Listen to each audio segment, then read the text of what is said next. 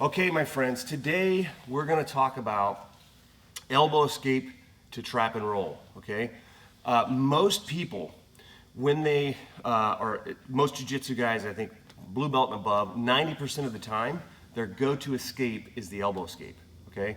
That was the same for me for a long, long time, but let's be honest, we'd prefer to be on top of the fight, right? So the trap and roll is the best escape, in my opinion.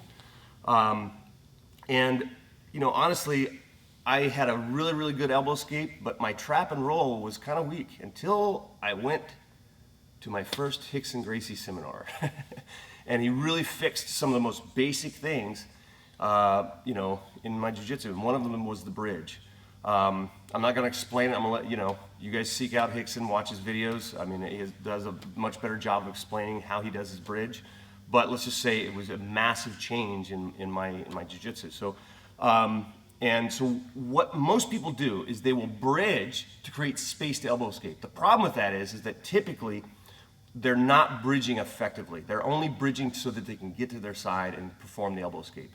The issue with that is that that's very, very direct. And if somebody's better than you, bigger than you, you're going to have problems doing that, right? So what I prefer is using the elbow escape, right, to set up the trap and roll, to do it in reverse order. So here's an example of that.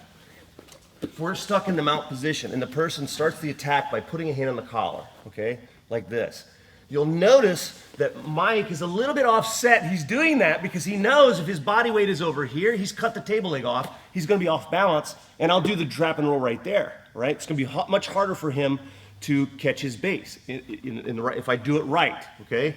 Now, if I try the bridge now, he's got too much base over here for me to be really effective at it.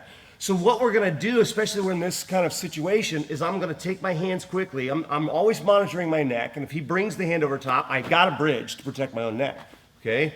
That's a whole different series, right?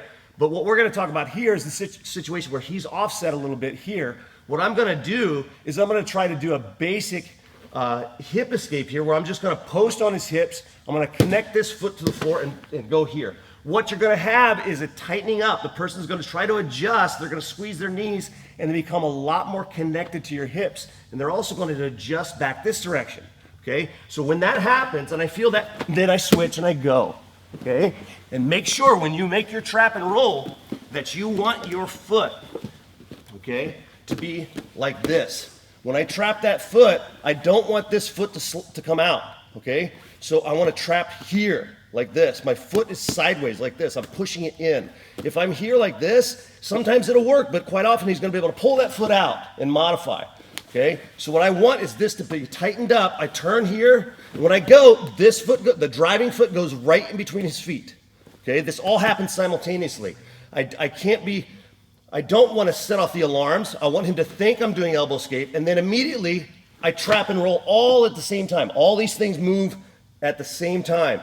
This traps here, this foot posts, drives, I move my head out of the way and trap the arm, and I bridge my hips straight up and over, okay?